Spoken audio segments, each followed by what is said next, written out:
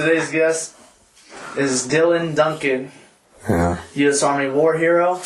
Yeah, I wish. Kentucky and marijuana enthusiast.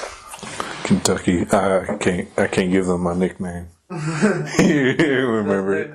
As known as Kentucky Long Rifle. Okay. So what is a Kentucky enthusiast? It's from Kentucky, and it's the best state in the country. Like, serious. Like, the terrain's beautiful. Right now, they're flooding, so we're just going to look past that. But other than that, it's beautiful. You know, the cost of living's extremely low. So, like, you can easily go there, have a job paying $40,000 a year, and you're fine. Like, you can make a living out of that. Like, you can live like that. It's just an amazing state. Are you going to move back there once you're... Oh, fuck yeah. Fuck yeah. Aren't they in the process of the legalization of marijuana? They're the fourth leading producer, right? They're the third. Third? Yeah. The last time I checked, they were third. Third, and that is in the production of marijuana. Yeah, yeah. Tennessee is second, and California's first. So, yeah, it's... Weird how they're third in producing, but they're not legal yet. I think it pretty much naturally grows there. Yeah. I don't know if it's a natural plant to the area, but like it'll grow there so easy. But like I said, I don't know if it's still third because police have started a program where they fly over in helicopters and shit, and they use thermals to find it because weed gives off a different heat signature than any other plant except for like you can hide it in cornfields or by pine trees, and it gives off the same heat signature. So, interesting. Yeah, it's crazy. They were gonna do a vote for it. I don't know if they're still doing it because I'm in the Bible Belt there in Kentucky. So,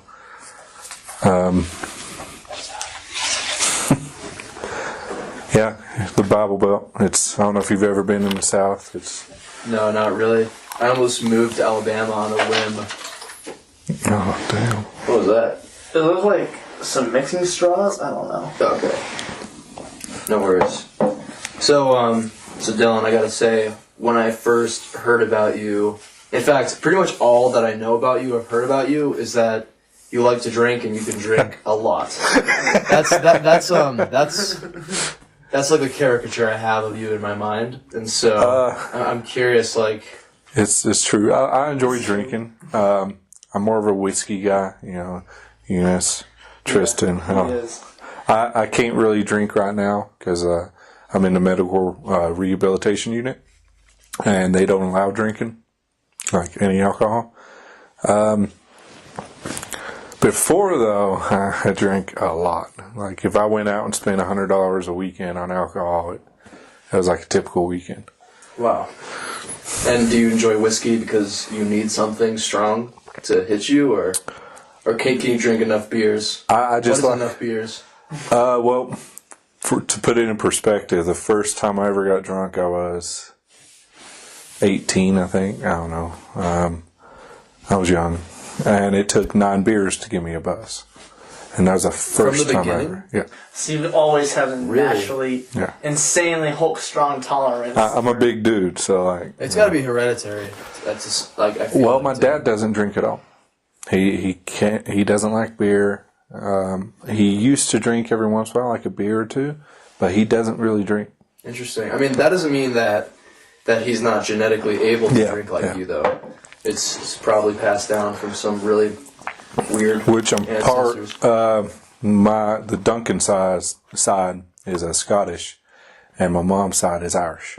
So okay, that's an explanation. Yeah, yeah, Scottish and Irish. Yeah, so I got Scotch and whiskey. Yeah, so Yeah.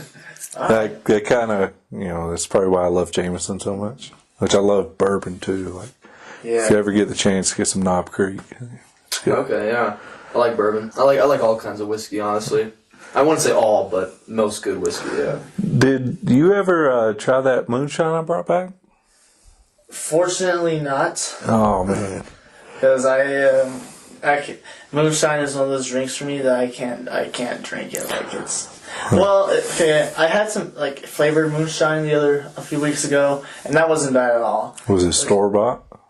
I have no idea. Fucking lean. I had it in like a mason jar. That's store bought shit. That's not moonshine. I was gonna say, I mean, I didn't even know that was a thing. Store bought moonshine. I thought it was. It's called like Smoky Mountains or some shit like that. Okay, because I thought like real moonshine's illegal. No. No. In the state of Kentucky, give you an idea of how, like the Bible Belt, Kentucky is a wet, dry county area. So that means the counties decide if they're allowed to have alcohol in the area. My county didn't have alcohol until 2013. That is so crazy. Yeah. Let me take that back. They had moist areas. It's like a gray area where it was only in like 2 or 3 restaurants where you could buy a beer, but you couldn't take it outside the restaurant. That is so bizarre. Yeah. That is weird. That is some old school shit. Yeah. Like, so there are some areas where it's just illegal to even own alcohol. Yeah. Which, a lot of people, that's, bootleg, and they drive to the next county, buy a bunch of beer or whatever they wanted, drive back. Probably sell it to like kids for a crazy amount. Maybe. No. He's like, how do you think I got mine? No, I didn't start really drinking until they legalized it. So. Okay. Yeah. I was gonna say 18's actually not that young. No. Like no. I find that I started drinking at like 17, I think. Yeah. I think I was 14. Yeah. See. I was a good boy until, for the most part, I was a good boy. My first time I started dipping, I was 15, I think. And then I quit for a while. And because, tobacco's it's Kentucky. Yeah, I mean, you have to. Yeah, Right? they grow a lot of tobacco there. Like, it got so big. It was back, I don't know when it was, 1960s or some shit.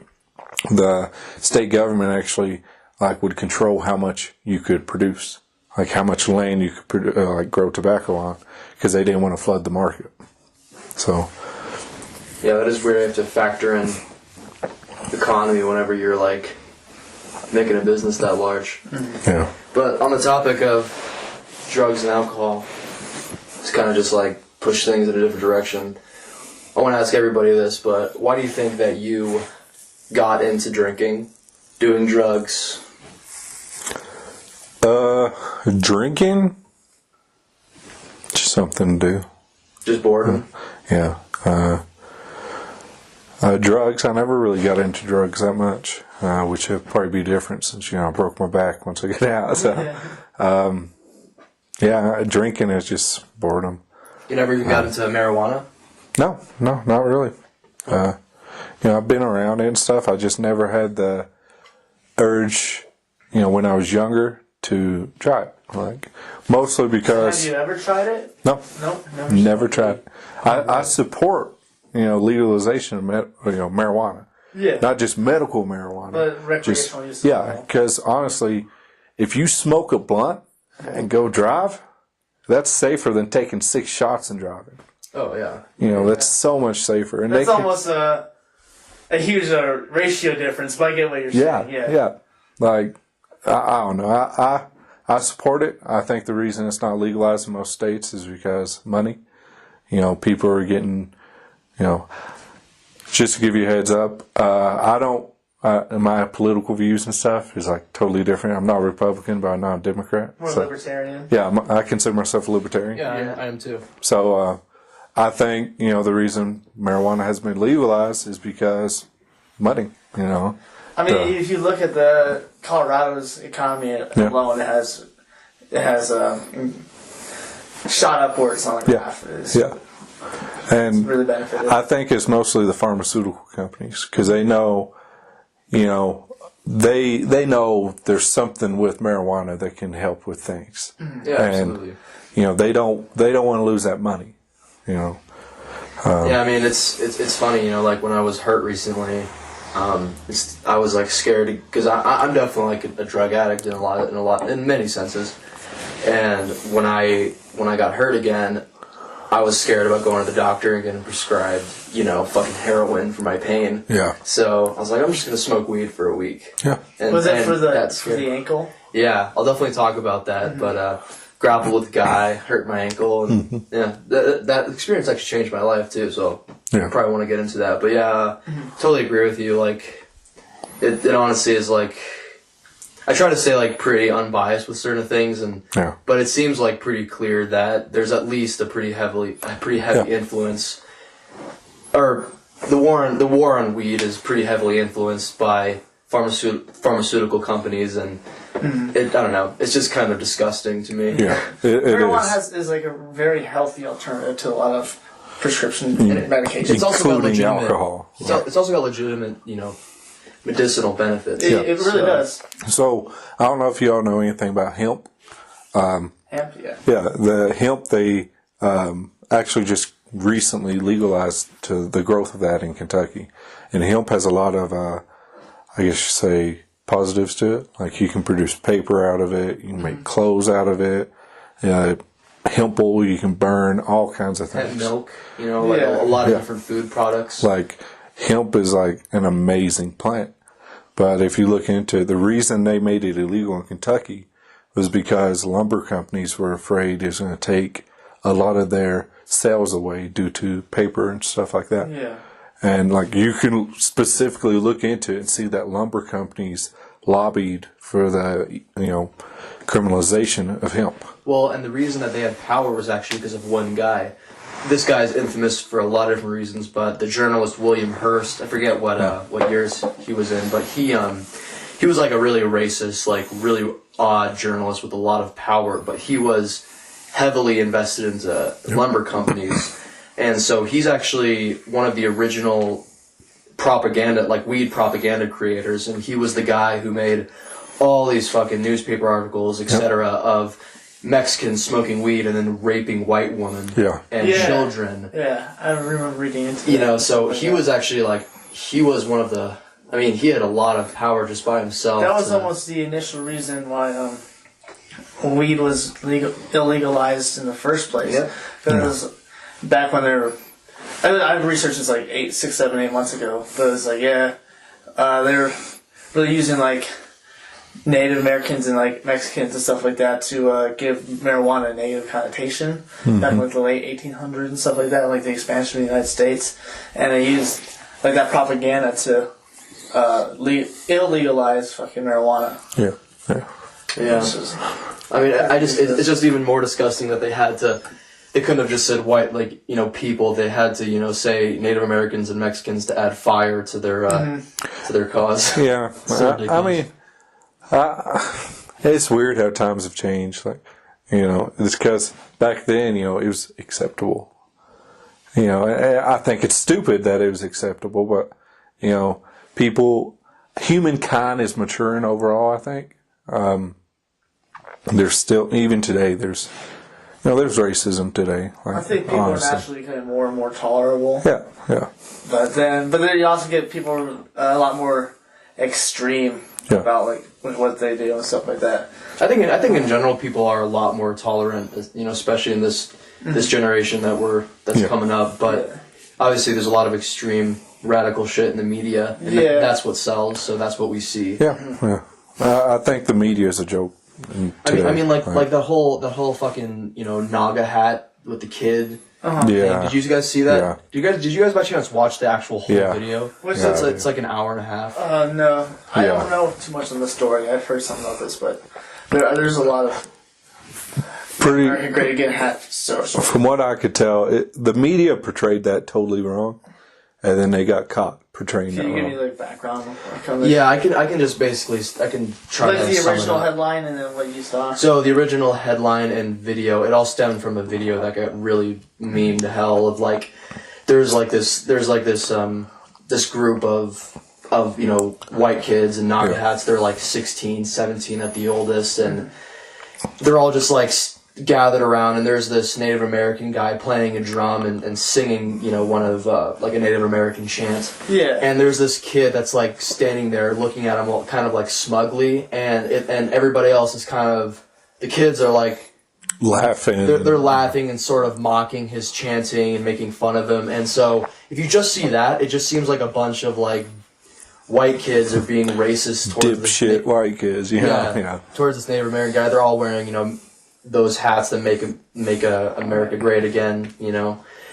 And so it paints this picture of like, oh wow, like this is so racist. And when I first saw it, it kind of made me angry. Like I just go like, fuck, I hate this cause. Is this what this is doing to like our this upcoming generation? You know, is this how white guys are just gonna look now? And then you learn that was like when you watch the full video, that was like this very tiny part of it. It's honestly pretty convoluted. It's hard for me to sum up what actually happened, but I can try to. There's basically like these like black Jewish people. I forget what their group is called. Do you remember what they're called at all? No, like, I don't. But yeah, there's like these like black Jerusalem kids, part of this group. That's their nationality, and they're actually provoking most of. They're like yelling slurs at the white guys, calling them crackers, saying like, "Why don't you go shoot up the school? Why don't you go shoot up the school?" Doing all this shit, and those kids are like waiting for a bus, and they're not really saying anything. They're just kind of standing there waiting, and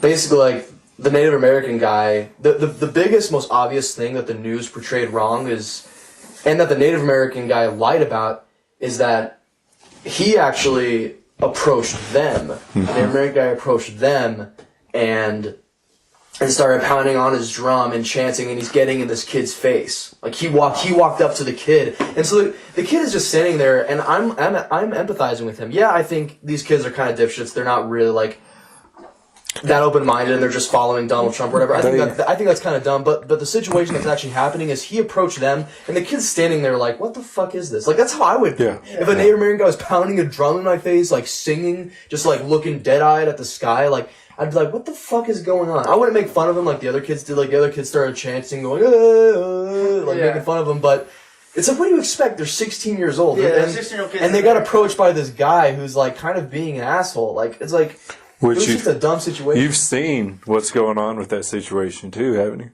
I don't know. I haven't seen what's going on now. The parents are actually suing. I think it's the Washington Post that reported that for like $230 million or something. Yeah, because I mean, people started sending death threats. Yeah. And like saying like people all over saying we want to kill, especially the one kid that was standing in front of him looking smug and whatever. It's like people saying I wish they would fucking kill that kid. Like he deserves to be hung. Like people are actually saying this shit. Like my friends on Facebook are saying this shit. Yeah. Like it's crazy. Absolutely absurd. And the hate between like the left or right is just.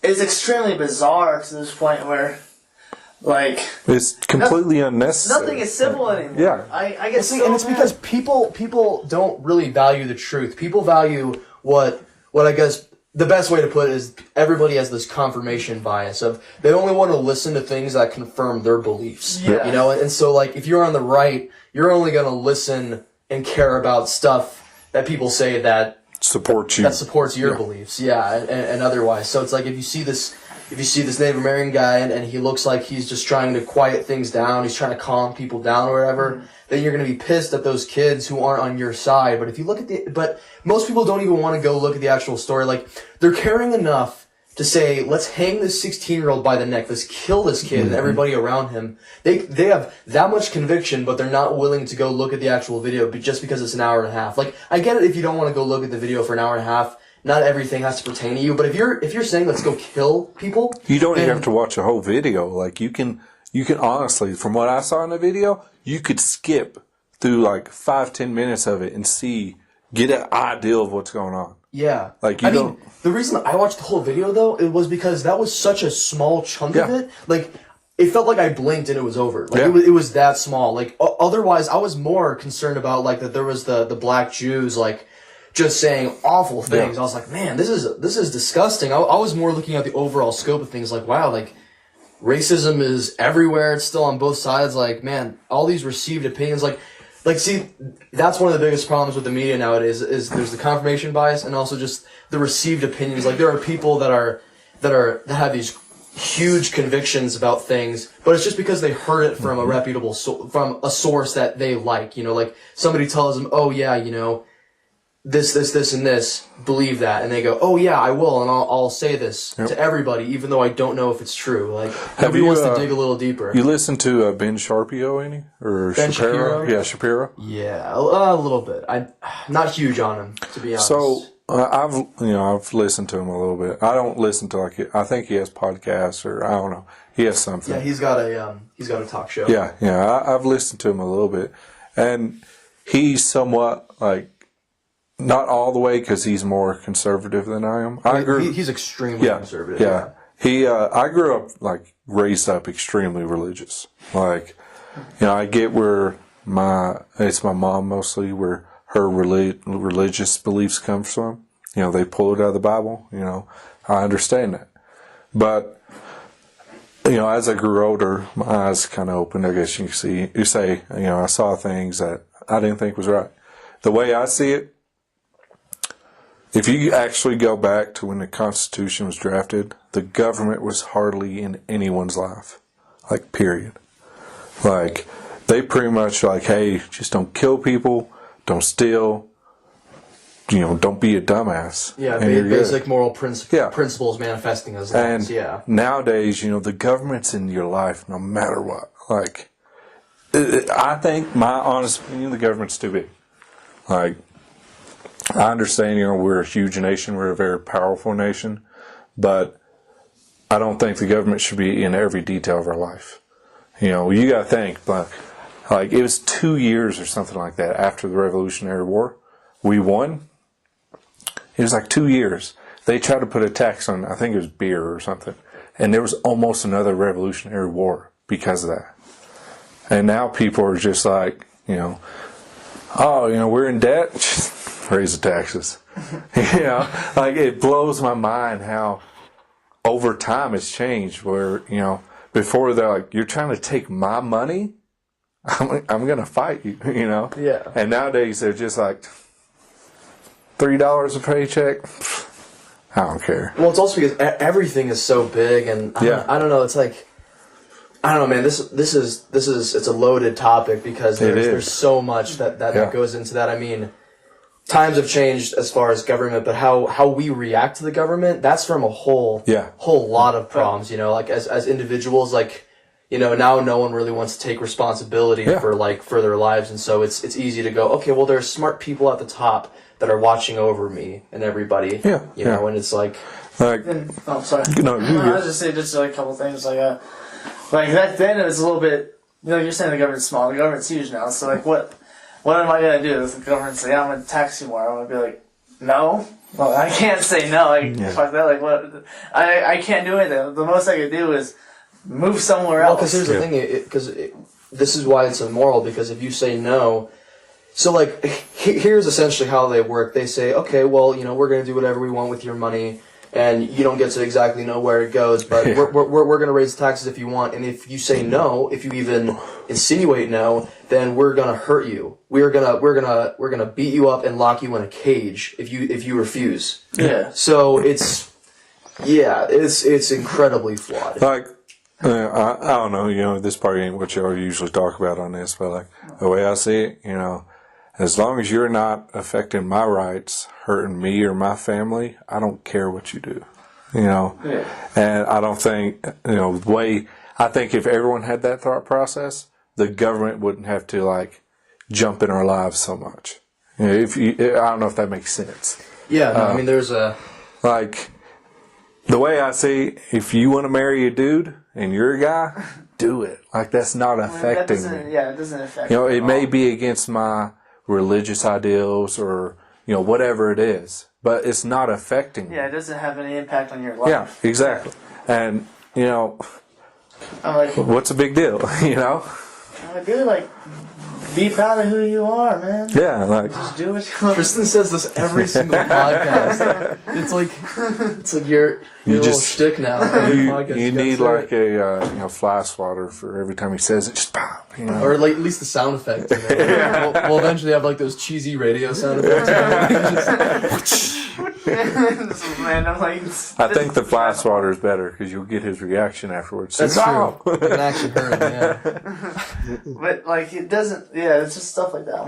I don't care, bro. Yeah. Like, why does anyone else care what you do? Like, it's not a big deal at the end of the day. See, and adding on to that, or applying that logic to what we were talking about before, the scary thing about it is like when I talk to people who are libertarians, and especially like if they're full on anarchists, like ANCAPs and stuff like that, then I start to get like enraged with the way our system is set. But most of the time, I don't have to think about it because, you know, truthfully, I'm not really harmed a lot of the time. And like, yeah, it sucks that I get taxed so much, like so much comes out of my paycheck, and I don't really benefit from a lot of those things. Like a lot of the time, I wish we were in an anarcho-capitalist society where instead of getting taxed, I could just, you know, I could pay for private security, and I could pay for, you know, like I could sign up for a subscription to a hospital, like Netflix or something. You know, like I also think we'd have a higher quality of police and a higher quality of medical care and everything if that were the case. I can't imagine that America transforms that much, at least in the near future. That's what I would like idealistically, but yeah, otherwise what I'm saying is, unfortunately, like I don't have to think about it most of the time, so it's like, and I feel like that's the boat most people are in right now. And so we're not really going to make a change unless or speak out until it's directly affecting us or harming us. I don't know. I miss deployment because, you know, on deployment, none of this stuff. You hardly hear about it. You may see it on Facebook. Like, it's weird because it feels like just time kind of stops over here. Yeah. But it doesn't. But you're just kind of away from it. You're just focused on your own thing. And, you got so much going on. It's a little getaway. I mean, you deal with your other bullshit there, but it's different. Oh, yeah. I mean, in the end, even coming back, you find a different box to put yourself in, right? Whether it's like creative or still career or whatever the case, you know, like. I just try to stay in the present moment and do not think about all that shit. Because if I start thinking about it too hard, then I'm like, I get scared. Or I get angry. Yeah. Fuck. But you've seen what's been going on in like France and all that, haven't you? Not even. You haven't seen that? On, no. They're like almost on a full scale like revolution there.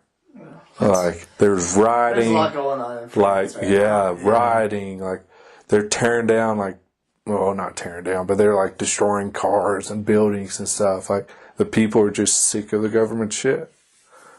And like, honestly, I think that's what like the American government realizes, that if the people united, you know, were actually somewhat united, they would be fucked. Like honestly, because we're scared of the military though. But that's it. The military constitutionally cannot be deployed for combat within the United States unless it's a state of emergency, which can be declared. But can that be declared for anything? Like, what if civil war occurred? Yeah, it can be declared. But are you going to fight someone? Or if you see, I'm sorry, I forgot your name, Michael. Michael, if you see Michael out there, are you going to shoot him? So his name is Rhett. Rhett? Yeah. Okay, Rhett. Fuck. You should have just let that slide for the rest of the show, man.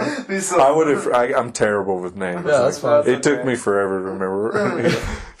No, I would not shoot my brother. Yeah, like anyone, like you, like, oh, I went to high school with that dude. Are you gonna shoot him just because you know that, hey, this guy doesn't like the way the government's acting? I think it's a trickier situation than it sounds, though. Yeah, well, I mean, that's it. That's the difference between the American military and so many countries like Russia or China. The American military, it doesn't seem like it, but they allow you some room to think. You know, that's why a lot of the wars we're in, you know, they're like, it surprises the enemy, I guess you could say, due to like the creativity of the American soldier, well, or Marine or whatever. Because, you know, they think, like Russia, for example. Look at World War II, Russia. What did they do? Hey, go. They just sent. I ain't got a weapon. Sent people. People didn't have weapons. I don't have a weapon. Go. They said pick one up off the ground. Now, the American military, I guarantee you will not. You've seen Saving Private Ryan, haven't you? I actually haven't. You haven't seen it? I know you've seen it. Like, there's a scene in it where the dude's like, this is fucked up, I'm leaving. And, you know, of course, you know, there's hostilities. Like, the officer walks up to him. He's like, "Hey, this is the thing. If you want to go, you can go.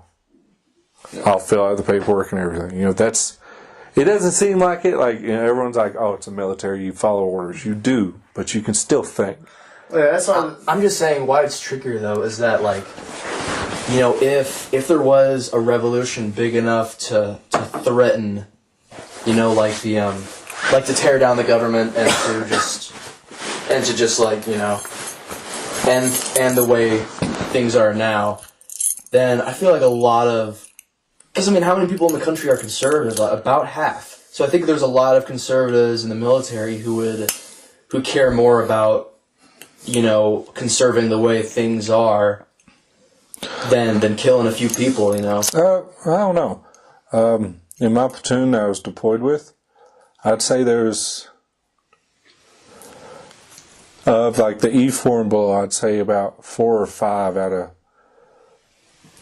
let's see, there's only like maybe 3 people that I'd know, maybe 2 that I would consider conservative.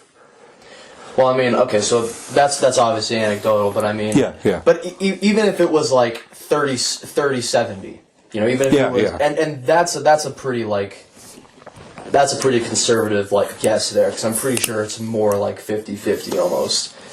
I don't know. I just think it's which it doesn't. Tricky. It doesn't have to be a full out revolution, topple the government. Like, you just got to put pressure on. Like, honestly, like, that's all the American people. If they want change, just put pressure on the government. Yeah, I'm honestly really curious to see what happens in our lifetime, considering things that are happening though, because we are in some ways doing that. I don't know, especially like this young generation.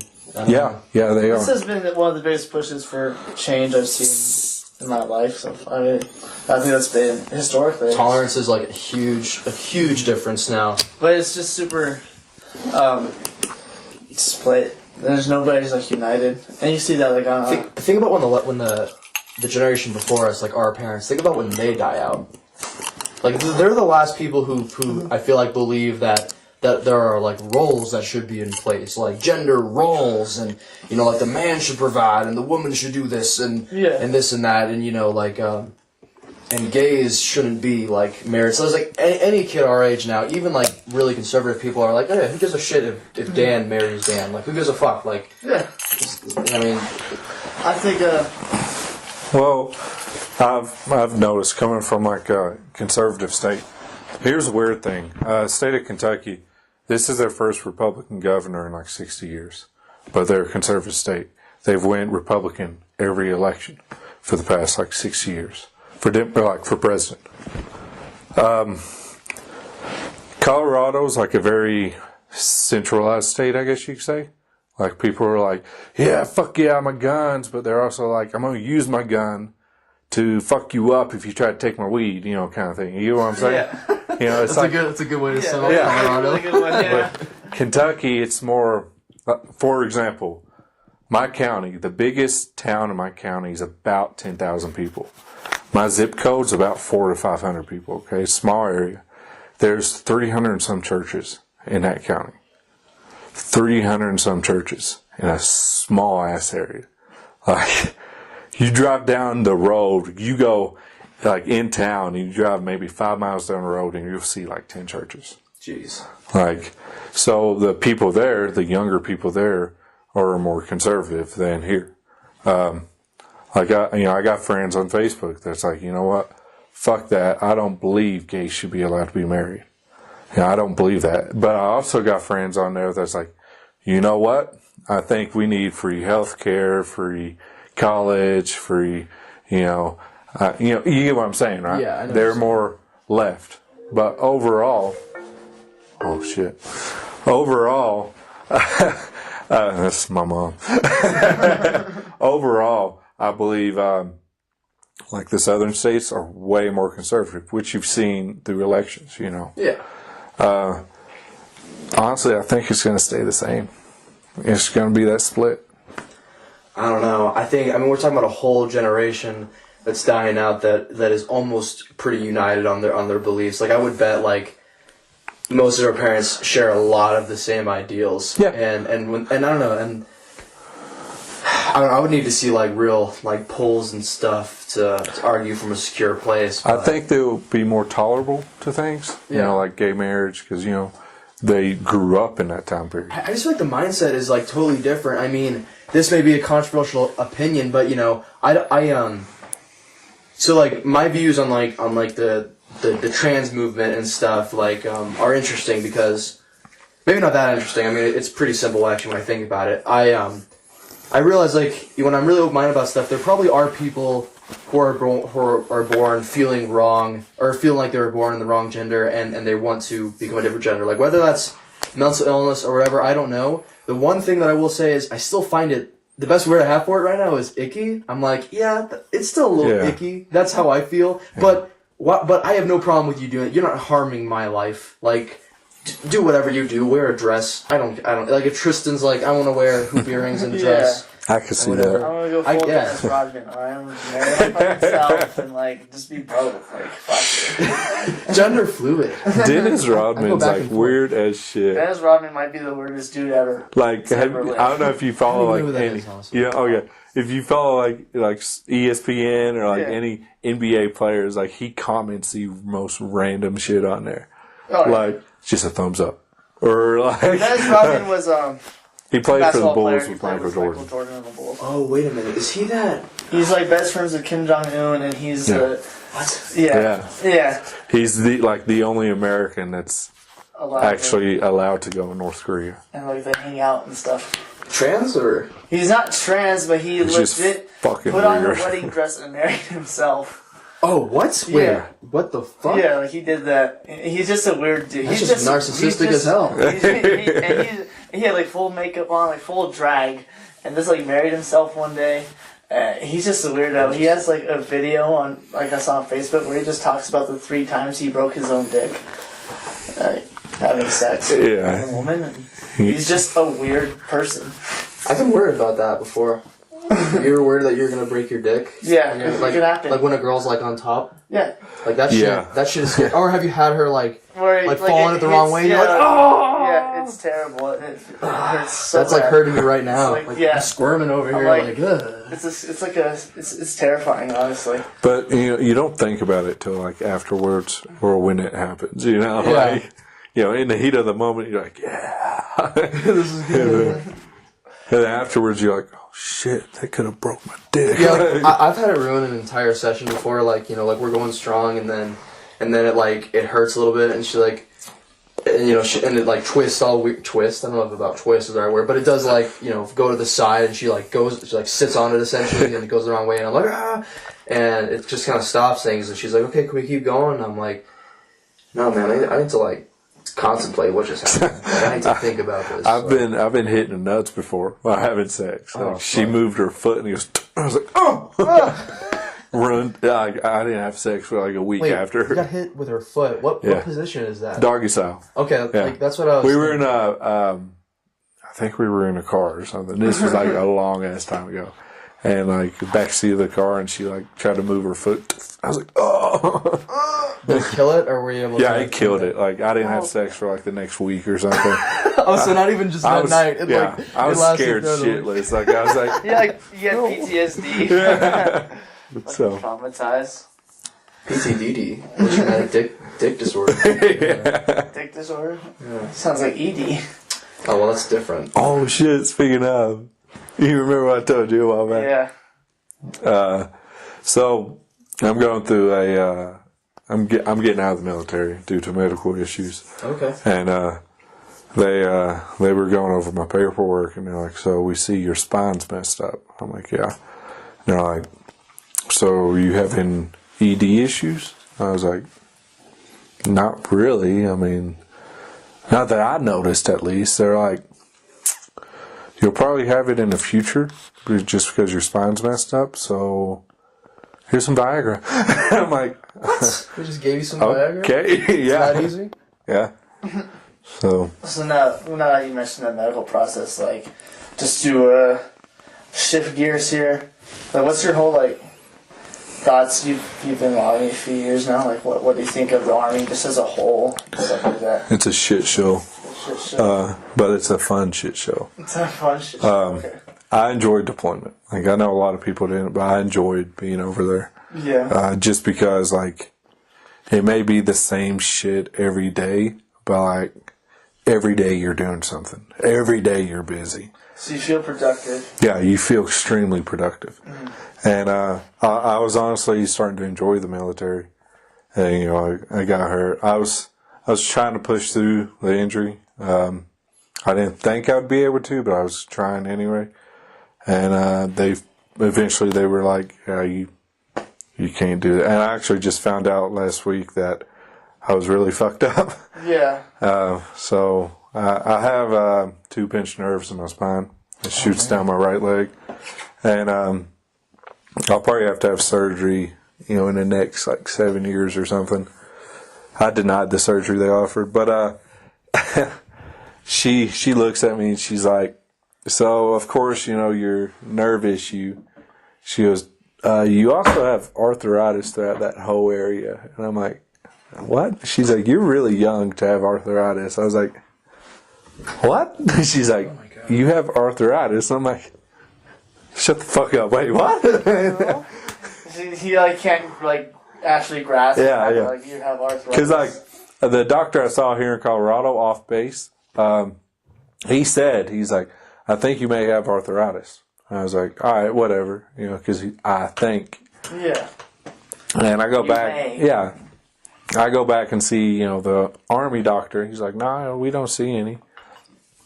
And, you know, she's like, you got arthritis. I'm like, No, I don't. You're not. Why would you make that up? yeah. Pull a, what's his name? Michael Scott. Use your key trick? Yeah. Sorry about that. You guys heard that big bang. Basically, you know, I got some beers here, and none of us have a bottle opener, so I was like trying to use a table, and it was working, but now I'm like breaking the table everywhere because it's not now, and so yeah, sorry if you heard that big thump.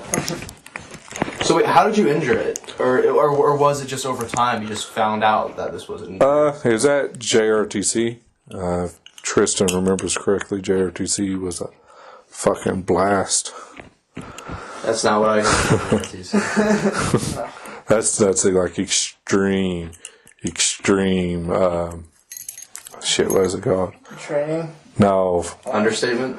no, like a lie, like you know. Oh, What's that word? It's a fucking Exaggeration, lie. yeah, it's exaggeration. That's what I was thinking of. I'm from Kentucky, so you know my vocabulary is extremely low. But Oh, is that a Kentucky thing? yeah, we can't talk over there. You hear my accent, so. Actually, I had an NCO ask me one day, as the NCO and the platoon leader, he's like, Duncan, how many letters are in the alphabet? I was like, I don't know. He's like, just say something. I'm like, 23, 24, 22, I don't know. Close. And he's like, motherfucker. And I was like, what? It's not He's like, Douglas. yeah, he was. Yeah. He was like, there's 26. And I was like, okay. And he's like, I thought you know that. I thought you were smarter than that. I was like, sorry. I'm from Kentucky. You hear through the way I talk, I don't use all those letters. Don't use all those letters. Like, I've never seen a lieutenant laugh so fucking hard. Like, give me a minute. It's almost there. I don't use all those letters. That's funny. This is my P.O. Box key, so I don't care if it's fucked up, because... Thank you. Yeah, so back to the back. How did you fuck it up? Oh, is that JRTC? So the back's a very fragile thing. The spine is. He's well aware. Yeah, I've got scoliosis. Oh, you do? Okay, so you know how it is. You can honestly have a herniated disc through just twist and roll. And so it was a truck messed up, and of course, you know, I grew up on a farm and stuff, so they're like, Duncan, get over and fix it. And I was like, fuck. So I ran over there and was working on it, you know, pulling, yanking, lifting, all this shit. And like, you know, I think it was like 2 days later, I woke up, and like my foot was numb. I was like, what the fuck? I was like, man, it must have got really cold last night. I was in sleeping bag too. I was like, it must have got really cold last night. So, yeah, I was stiff, but, you know, you're stiff from sleeping on the ground anyway. Yeah. So I get up, and I tried to take a step, and I could not, like, straighten my leg all the way out. And I was like, Oh, man. So I'm walking on my tippy toes, and my gunner, which was NCO, he's like, "You good, Duncan?" I was like, "Yeah, I'm just hurting pretty bad. Like my legs, like I must have got a cramp or something." He's like, "All right," and it was like that. Like the rest of it, I think it was like, I think we had like 4 days left in the field or something.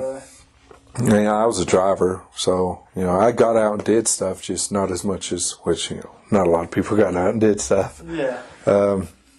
It fucking sucked. Like, I was in tremendous pain, and, trying to sleep in the truck or, camouflage the truck and all that shit.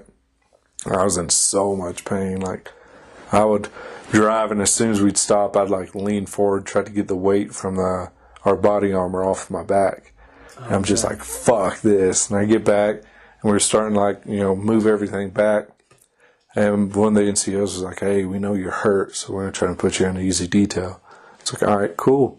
So they did, You must be a tough motherfucker, man, because, as soon as my back would start really hurting, especially after a day or two, I would have been like, okay, let's go figure this out. I'm not putting up with this shit. If you take anything from Barney, I thrive off of hate, alcohol, and tobacco. So those are my 3 main food groups right there. Okay. You were hating the way you were feeling, so you're like, okay, this is sort of working. I was pissed off at everyone, They're like, "Hey, could you go, at first I just sat there and I made sure no one argued with civilians turned in gear. And I was ready for someone to argue. I was only a PFC, but they told me hey, they started arguing and started getting physical, you put them down. I was like, oh, all right. And this is coming from, I forgot his name. He's a major. He's like, you put them down and you call me. And I'm like, all right. So, I got back. I got back the 2 days before Thanksgiving, I think it was.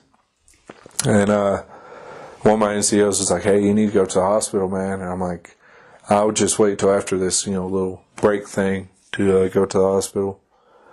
Went to the hospital. They're like, "Yeah, we're, you'll go through physical therapy." The physical therapist they assigned me totally got it wrong, the diagnosis. She's like, "I think it's your, SI joint. It's the joint that connects to your hip or some shit like that." I'm like, all right, cool. I was like, "Will it get better?" And she's like, "Yeah, it should get better. It's just strained right now. You need to relax it and all that." I'm like, all right, cool. They deploy me. We go through training and all that shit. Oh, man. And, what was it, about 5 months, 6 months 5 months into the deployment? Yeah, 5 months. I got a different physical therapist. He was like, "Hey, you're not getting any better. We're going to send you to an MRI and see what it is." That's when they found out it was a pinched nerve. He's like, "We're going to medevac you back." I got sent to Landstuhl, Germany, which is a huge fucking hospital. Because it was made back in the 1970s or some shit. And it was, that hospital was supposed to be the hospital that took care of injured soldiers from World War III. Where they were. Everybody in Europe. Yeah. Where they were building up. Yeah. If you was an American or Allied force, you was going there. So what's a big hospital then? I mean, what's the biggest hospital here? I don't know. Probably the one up in Denver? Prime Memorial. Yeah. Well, Further Springs Prime Memorial. Okay. The one up in Denver, I've drove past it. It's pretty big, right? Yeah. So this hospital had, I think it was 12 floors and 6 wings each. Jesus. They legit assigned me a guide so I could go through the hospital. That's how fucking big it is. It's enormous, actually. A regular hospital has maybe 3 to 5 floors. That is crazy. Yeah, it may not have been 12. I don't know. There's a lot of fucking floors, I've had alcohol since then. Too many to count for a Kentucky boy. I know, I go 1, 3, 4, But, yeah, it's massive. It is. And then, part of your back issues, it continued to get worse. Would you say one of those causes because you had toxic leadership? Yes, very. They didn't believe that I was hurt. They thought I was faking it. Well, the higher leadership didn't believe. The NCOs that were, knew me and actually knew how I was, they believed. I can name off if that's not a problem. No, it doesn't matter. Sergeant Domke, he believed me. Sergeant Bass, he believed me. Sergeant Cryer, Sergeant Hewitt, NCO, like the lower NCOs, the E5s, they believe me. They're like, hey, he's fucked up. Sergeant Domke's the one that was pushing for me to go to the hospital. Yeah, I was going to say, if anything, it sounded like you were like, oh no, I'll just push on. You're like, dude, no, you're fucked up. What are you doing? Like, yeah, I try to do PT with them still. And I think they were doing a Murph or something. Yeah. And they just looked at me like, no. No. And I'm like, yeah, I can do it. And they're like, no. But I actually, from my platoon sergeant at the time, when I went to go to the hospital, he called me in. He's like, what's the matter? And I was like, my back's hurting. Like, my leg's numb. My foot's numb. Like, it's hurting. And he's like, that's just from where you was wearing your kit for like a month straight. And you're not used to that. Quit being a fucking bitch. And I just looked at him and was like, Roger. And I went to the hospital. So, you know who I'm talking Yeah, I about. know exactly what you're talking about. Toxic leadership is a terrible thing. Do you think would you say that's kind of a pressing issue in the military? It or is. It kind of rare? And I believe it's more pressing in certain units. Just from what I've seen with this unit, toxic leadership is terrible here. Like, just 4th ID overall, toxic leadership is terrible. kind of like elaborate on that a little bit. Like, what does that look like? Favoritism. This is going to sound bad, but some slight racism. Yeah, I know who you're talking about. Yeah, he was slightly racist. You could tell by the way he talked and acted towards, black soldiers. Yeah, the dude he's talking about actually had like a swastika tattooed on his chest and stuff like that. Oh my god, that is legit racist. Yeah, What the like fuck? he was a. But it was, slightly covered up. Yeah, he had to cover it up and stuff, but he had one. Originally, he had one. Yeah, I think it's a pressing issue, and I think the That's a higher dangerous place for that kind of thing, for favoritism. Oh yeah. I mean, these guys have fucking guns. Like, that's the first thing comes to mind, and they have like power over you. Oh, well, I guarantee you, he was in my platoon. I guarantee you, this is gonna sound really bad, and I probably shouldn't say this. I guarantee you, if we had went to a combat zone, he would have got shot. We hated his guts. Like, absolutely hated his guts. Yeah. Like, he would have got injured, someone else would have had to carry him. We wouldn't. Right. Yeah, definitely something that's a big issue in the Army that should be addressed. So, like, if you were to, like, judge the Army as a whole, like, what would your like overall opinion of it be? I think it's a good experience. Like, even if you don't deploy, or even if you don't, go combat arms, I think it's a good experience. Which I've seen, shitty soldiers, they have no discipline and stuff like that. And that goes on to toxic leadership. Because toxic leadership, in my opinion, doesn't just encompass, like, terrible people. It encompasses, like, leadership that's too lazy to take care of their soldiers, too lazy to, like, enforce regulations and, rules on their soldiers. I think it's a good experience. It's not for everyone, though. Like, honestly, it's not for everyone. I was a dumbass, and I signed up for 5 years immediately.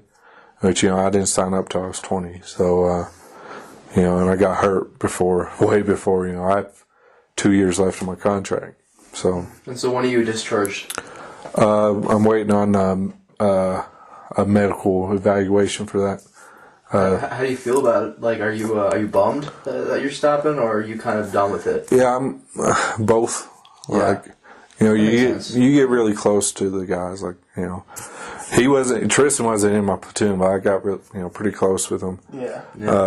You get really close to, you get used to the lifestyle and stuff, and so kind of like a breakup. Yeah. Right. It's kind of almost like a toxic breakup. Like, you're done with them, but you still got to get used to like a whole new life outside of that, right? Like, the military's like constantly like hate fucking you, with a big green weenie and shit. So, like, it's like, what? It's like that's like the best explanation. It's a hate fuck relationship. Like, I think when I look at it, there's a lot of things I can appreciate and value of it Yeah. and take from it. I owe a lot to the military, making me who I am now. Yeah. Yeah. But like you said, it's not for everybody. And there's too much things I don't like for me to continue forward with it. But Yeah. that's just me. But if you were to, like my last question on the topic, I'd say is like, if somebody was like interested in the military and stuff, like what advice would you give? Like, what would you tell them? I would ask them what job they're interested in, Okay. and from there give them the positives I see in the military and the negatives, which it's different. If you go SF, you're set. Like special forces are treated amazing. Even Rangers are treated amazing. You don't mind, do you? Oh, no. So that's a dip. That's what he's asking. Yeah. It depends on the unit too, but I believe you need to research what you want to do before you go in. Recruiters will fuck you over, like hard. They'll just give you anything. They'll give a fuck. Yeah. They're just trying to reach a quota, pretty much. Yeah. And even nowadays, like this quota is extremely hard to get because the military doesn't really attract the younger generations. No one really wants to go to war. There's no Starbucks in the war. Exactly. That's good. I don't want to go to war. I'm not like talking down to people who don't want to go. I mean, honestly, like I joined because I wanted to go to combat.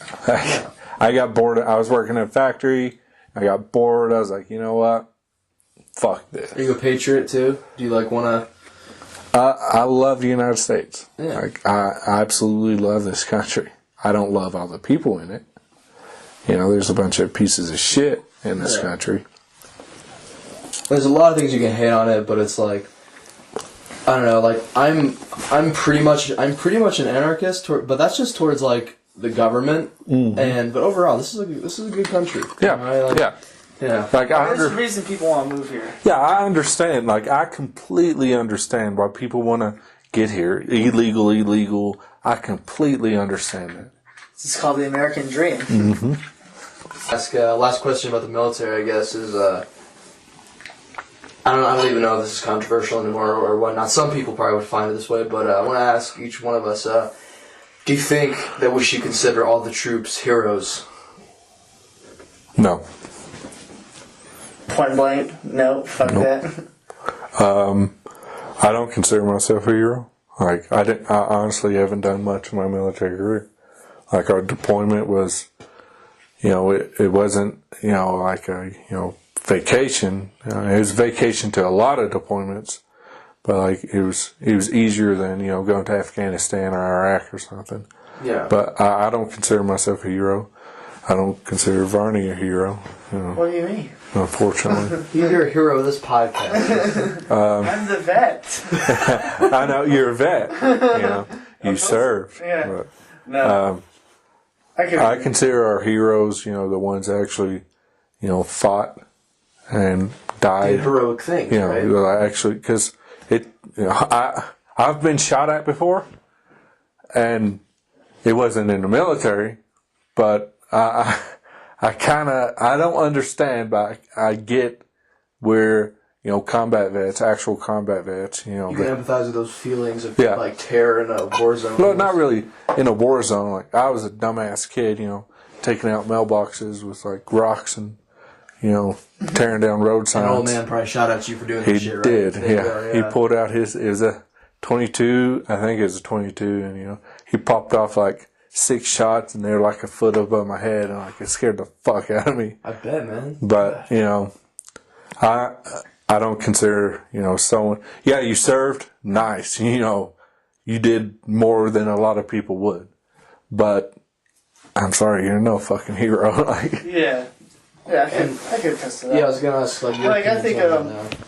I mean, honestly, if you ask like probably 90% of people in the military, if they consider themselves a hero, like they're probably gonna tell you no, regardless of what they did. That's what I was gonna say. I feel like people that will argue and get mad when you would say like, not everybody in the military is a hero. It'll be just like really overly conservative people who are just like, really on a side where they want to go, oh yeah, no, you better call them heroes. Like they just want to be mad about different things. Well, I see like a lot from like civilians. They're like, "Thank you for your service," and I'm just like, "You don't have to thank me." Like, and they're like, "No, like you did this, and you risked your life." I haven't risked my life. Like, no, but it is a nice gesture on their part. Yeah. I try to be nice. I think it's just like the civilian part that they're like, "Oh, you served, you're a hero," and then you get what I'm saying? Like, Yeah, no, I understand. I'm kind of curious about this stuff too, because when I'm at work, I find myself thinking all military for their service, like especially if I know them, because I work in an area where I know a lot of people around here. I feel like I know everyone around here, and they'll come in. I'll thank them for their service, and I feel like what's going through my head is like, you've made some like personal sacrifices. I wouldn't go, hey, you're a hero though. You know what I mean? Like, I don't know. It's like, I think like the best logical defense, like playing devil's advocate though, is that like you're training, and you're psychologically building yourself to a point where if World War III comes out, you're gonna go in and fight. So it's like you are preparing for that, and that should mean something. But it to me. Not that my opinion really matters, but to me, it doesn't mean you're a hero if you don't do heroic things. Yeah. Aren't you what you do? I mean, like you gotta look like. You are what you eat, actually. Oh shit! I'm a piece of shit. That's what I was about to say. I mean, you gotta think like wars changed a lot. Like from Afghanistan and Iraq to say Vietnam. Nowadays we have body armor. Yeah, it won't protect you against everything. But, you had that slight thought. Like, I don't know about you, but I always had that thought in the back of my head, hey, if I get shot, it may not fuck me up. It gives you that peace of mind. No doubt. Yeah, but you gotta think, like, Vietnam, World War II, Korea, they didn't have that. Like, I've heard some fucking horror stories. Yeah. Honestly, about Vietnam, like... It just like there's a whole different kind of like energy around people when they're remembering Vietnam than anybody who I've heard talk about like current times. So Vietnam was me and my dad helped he was a Vietnam vet. He was disabled though. He had severe PTSD and he tried to hang himself, but the rope broke or something like that, and all it did was damage his brain. So he couldn't walk, and at first he couldn't really talk. So me and my dad were like, mow their yard or cut some wood for them because they burn wood. And like just being around him, and like if he, even with like his brain partially damaged, like if he heard a loud noise, he would jump. Like in his wheelchair, like you'd see him just, and like I understand, Afghanistan and Iraq, the same happens with veterans from there. I'm friends with two people I used to work with. I'm friends with.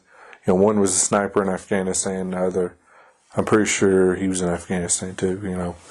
They have things like that, but like just thinking back on it, like we got it easy compared to like World War II. Dude. Oh, I know. I always like. I watched a movie like Hacksaw Ridge or any World War II movie. I didn't see what these guys go through. I was reading Band of Brothers. Like those dudes like roughed like 100 miles just in the U.S. for like training purposes. I'm like, dude, I don't do anything like that. Yeah, dude. Like a week ago, I work at Safeway. So I meet a lot of people and everything. But I saw this moment and it literally like almost brought tears to my eyes because I just like it also made me realize like how tame my life is compared to a lot of people's. Like I don't know. So there's a lot of like old guys who are in Vietnam who like wear like their gear, like they have like a Vietnam hat saying like, what years they served or whatever. Like I'm sure you guys have seen these types of fellows. Yeah.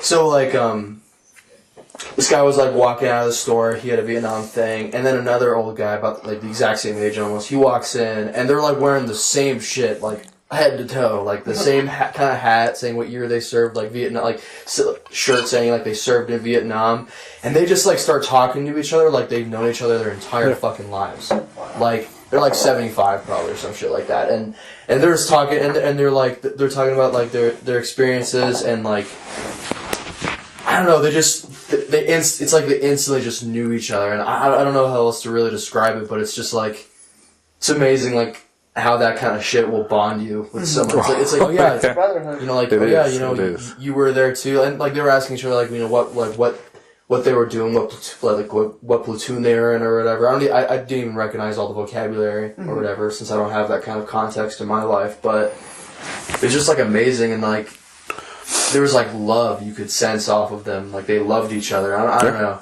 Yeah. It was a weird. That's not even an understatement. It was a weird thing to witness, but they were just like sweet to each other. Like, I I think it's just, you know, being in the military, like you know, honestly, like Tristen, like, I love him, but, you know, no homo, you know, you know. You gotta say that. Yeah. You know, he wasn't even my platoon, but, you know, the dudes there, like, I think I would risk my life for them. You know, I wouldn't know until I was there. Well, Yeah. except for a few, so. I mean, there's just like, there are certain kinds of experiences in life that bond you at a way faster. Like, Yeah. just intense situations. Yeah, it's mostly intense stuff and like and trauma and just also if you're forced to be vulnerable with each other, like there's just like certain glances, like whether you're like going through something traumatic or maybe like even life threatening, where you'll just look into each other's eyes and it's like, oh yeah, we're here. We could die. I don't know. I get that sort of thing when I'm tripping like a psychedelic with someone. Like you and I have tripped together. Yeah.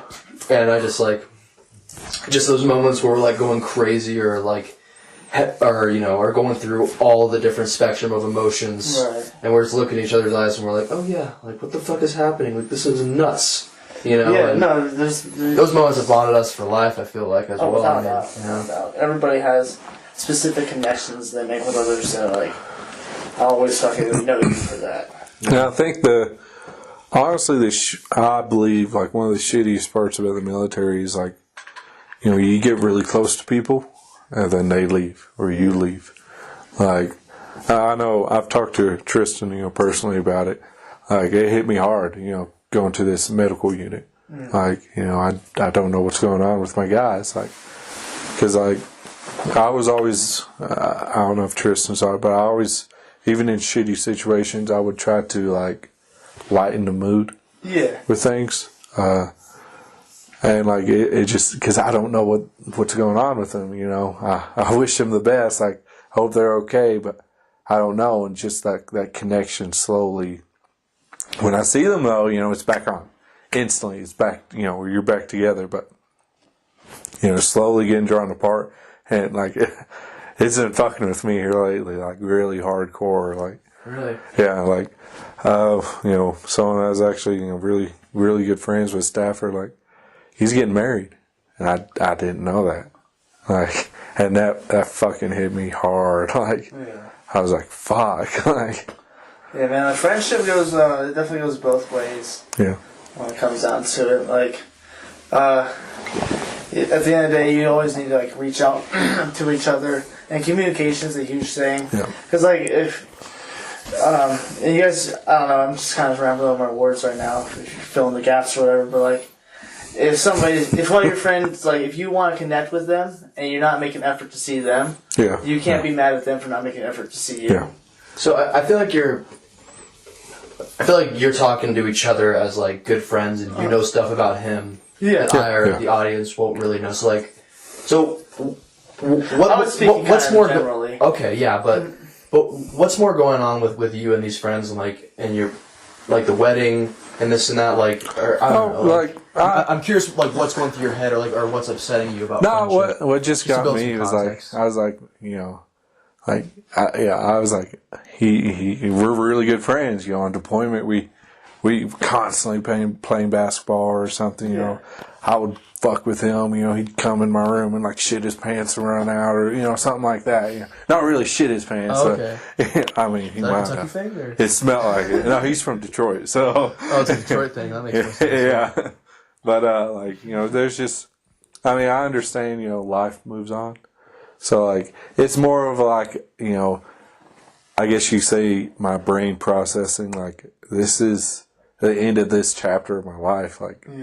Like, honestly, like, I have plans for what I'm going to do afterwards, but, like, I don't know. I don't know what I'm going to do in the future. maybe this was just like an intense way for you to learn early that's just how life is, though. I mean, everything's finite. I've had, like high school. I had friends. High school teaches you that, low key though. Yeah. But when you're connected to someone, when you're in a situation like in the military, and you're there with them every day. Well, I had a friend in high school. He got kicked out, and he stayed with me we were really close, extremely close. And after high school, he joined the military. And I was like, all right, I'd message him every once in a while, talk with him, stuff like that. And just here recently, like, it's about a year and a half ago, he just wouldn't message back, and I'm just like, all right, that's the end of that chapter. I got good memories of it. Move on. And, it's one of those, mental things that you're like, it just takes you time. Like, all right, that's the end of the chapter. I gotta move on. Yeah, people really do come and go. Yeah, I'm really bad at that you try to hang on to. Yeah, but you always have to make that effort, that conscious effort, and it's hard sometimes. Yeah, because you're busy. You're moving on to your next chapter. Someone's moving on to theirs, and sometimes those aren't intertwined. Yeah. And that's a tough thing about life. Man. Yeah, it is. Like I let go of anything. I appreciate Tristen, because he reaches out to me all the time. Every once in a while I'll send him something funny or something. Yeah. And, I got another dude writes. He'll do the same thing. Mm-hmm. Like he invited me out Friday night. He was like, "Hey man, he's like, you want to go bowling and get fucked up?" And I was like, "I'm on staff duty." Yeah, then I texted you that night too as well. But that must just make you feel good. You got people like reaching out to you. Yeah, which and Tristen brought up a good point though. That is back and forth. So I've been really struggling with like friends lately. Tristen knows this about me. Like and sometimes I'll let it go too far, and I'll literally go like manic for a few days where I'm like, fuck everyone, no one gives a shit. But then, so I had a weird thing with my friend Cole the other day. He came over and I don't know. I'll let myself be vulnerable here. He basically came over and the plan was to do a podcast, and I never really see like any of these people anymore. I'm pretty introverted by nature, but I also really like people. Yeah. And I'd come over. We're starting to do a podcast. I had this big emotional revelation recently I wanted to talk about. We started talking, and then I just like started having like a silent panic attack, and then long story short, it just became pretty clear that I didn't want to do a podcast that night. I really just wanted to hang out, and I didn't even tell him that at that time, but as we got to talking, he told me, he's like, yeah, man, like, honestly, I would have just come over to hang, because, like, we ended up stopping the podcast. We didn't finish it. And I'm like, I kept saying, sorry, man, I'm sorry we couldn't do the podcast. I don't know why I freaked out there. He's like, it's fine, man. Honestly, if you would have just texted me, hey, man, want to hang out? I would have come over just for that. We didn't have to do a podcast.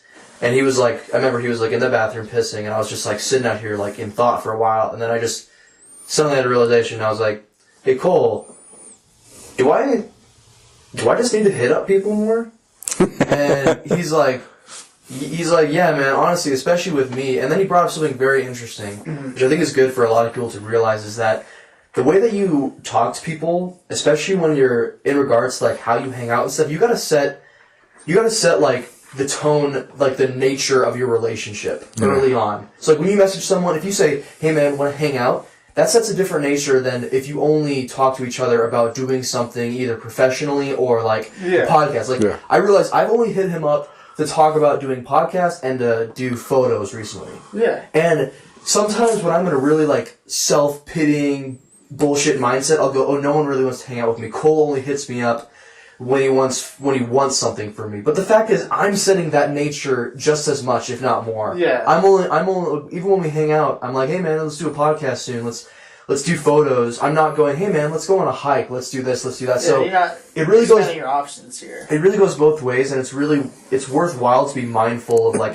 the kinds of tones you're setting about a relationship because the way that I think a lot of people look at me is they probably think I'm just kind of a guy who's more focused on like projects, and I don't really care about seeing them for just, and that's not the case. So this was like a huge mind opener, realizing like, oh wow, like I love people. I would love to just hang out sometimes, but I'm not. Even with you, I should just hit you up sometimes. I know. I feel the same way too. I'm like, I meant to hit you up last night, but I had already made plans with Zach, and then I was like just trying to make money Uber driving. Yeah, exactly. And that's why I texted you guys like, hey, can we just do podcast tomorrow? Like, you guys Yeah. before. But I really do mean to hit you up a lot more than just the podcast and do more than that. I know everybody's busy and this and that, but the fact is that our friendships will be stronger if you set these tones better. It's like it's crazy how just semantical this seems, but it really makes a difference of your overall relationship. You know, luckily for us, I think it's we have a foundation of brotherhood. So yeah, it's a little we've different. already we've been close for years. We've hung out and done a trillion things. So you know, when he went to the military, we've had times where we haven't talked for literally like 3 to 6 months, especially because I was engaged for a year. During that time, we barely talked, I think, just because we were both so busy. And he is engaged. I had just started dating Janet, just got to meet Janet. Yeah, and so our time was elsewhere, but we talked to each other after 6 months of barely, or if at all speaking, and it was just like, right where we left off, just, I talked to you like 1 or 2 times in like a 9-month span while I was deployed. But. Point being, though, most relationships take more effort than that. Yeah. So that's what's important. That's the lesson from this, is that if you really care about the relationships people and you do want to keep them up, then you better, because the fact is, that's unfortunate, is that sometimes, even if you give 100% effort, that relationship won't last because everything's finite. So it just makes it that much more important that you do give more effort if it's worth preserving at all. I agree, because when I got medevac back, there's just a huge time difference. So I tried to talk to the guys, but and it didn't help. Because what got me was when I got moved to this medical unit, the thing that got stuck in my head was I'm not with the guys. I'm a piece of shit. I'm not there with them. And it hit me hard because I wanted to be there. Yeah. But I couldn't be there. And I was I'm the shitbag of the unit. I got moved somewhere else. I'm the shitbag. Even though I know, it's not my fault that mentally but emotionally you still feel like you're betraying or something weird. Yeah. And it hit me hard really bad because when they first got back, hey, you want to go to the bar? And I'm just it's no, not tonight. I'm not up for it.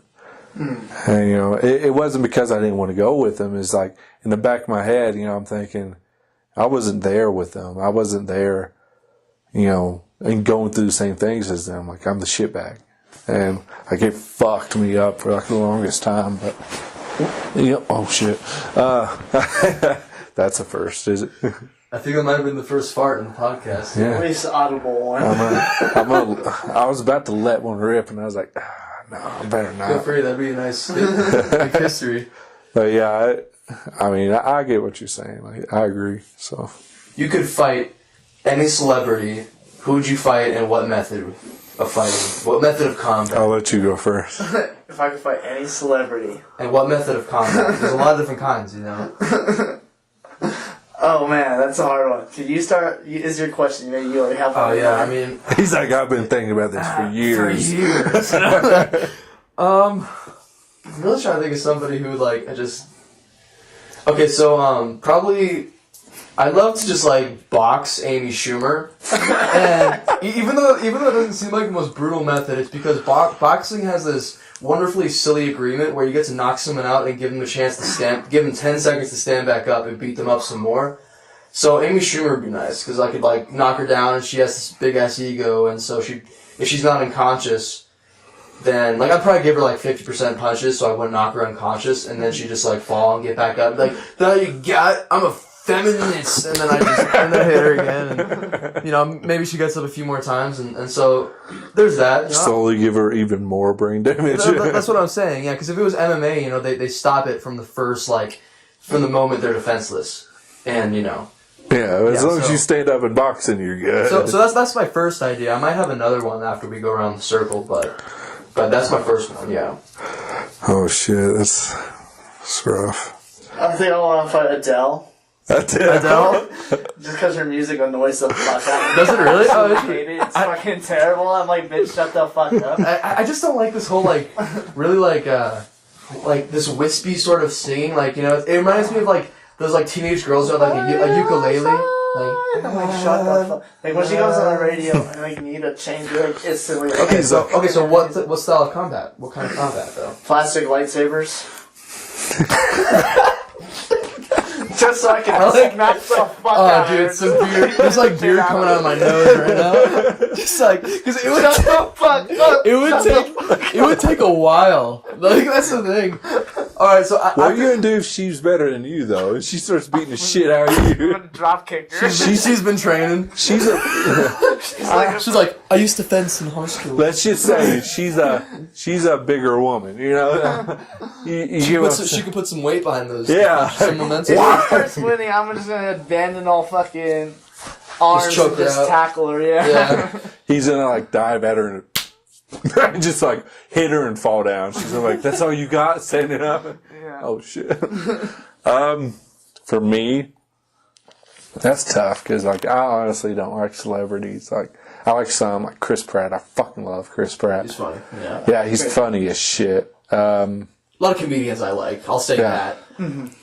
Yeah. Right now, I'm leaning towards Tom Cruise. Why? Yeah. I mean, Tom Cruise Why is Tom Cruise? because he's a fucking crazy hack. He's honestly. an egomaniac Yeah, piece he's a of shit. Scientologist. Yeah, he's a like- weirdo, man. So Yeah, I have another one. Go ahead. supposedly, I don't know if it's true. You know how they're filming a Top Gun 2 or some shit like that. Are you serious? Why? Yes. What? Who is asking for Yes. this, man? Nobody. Literally It's just a nobody money is asking grab. for Sorry. this. Yeah. Go on though. Supposedly, that I don't know. Like I said, this is just from what I've seen, and he legit because they actually go to aircraft carriers and film this, like U.S. Navy aircraft carriers film a movie, and supposedly he's been treating the sailors like shit. Oh, really? Like, he specifically has a group of his hired bodyguards that will not let them anywhere close. Like, they can't talk to him, take pictures, anything. And, like, he specifically told them, don't fucking fuck. president? Like, Yeah. what the hell? He specifically, like, don't fucking talk to me. Even the president would talk to them. Yeah, I was gonna say that. And, yeah, just So, what method of combat? gladiator. Okay, what would be your choice weapon? That's good. So when I was a little boy, I used to practice a lot with tobacco sticks. I'd throw a spear. But, that was a long time ago. You know those Mace? yeah, the mace-like things? Yeah. There's a spike, just Yep. BOM! You know? Yeah, those would be hard to use, but I mean, yeah, I mean, Either that or like a bow. you're a pretty big guy too, so it's like, yeah, you could definitely take it. I'd either do... you can definitely take Actually, let me offense. take that back. Fuck the gladiator. Because I'm pretty sure I think it'd be more satisfying to like punch his pretty ass face in. You know? Yeah. So, I'd go MMA. MMA, yeah, it would be fun. Because like... MMA fight with Tom Cruise. I was rolling with a guy, yeah, and I had no training at all in MMA, and my back's fucked up too, Right. and we were rolling. After we got done, we rolled for like 5 minutes straight. He's like, "You did pretty fucking good." He's like, "You know how to get out of shit." He's like, "You sure you haven't been trained anything?" I was like, "No." He's like, "Well, you know how to get out of shit." I was like, Yeah. "Well." Some people just got that Some fighting people like instinct. just have that fluidity. Well, you mess with cows and you learn how to get out of the way too. So I've been ran over 14 times by cows. Jesus, some people die that way, man. Yeah.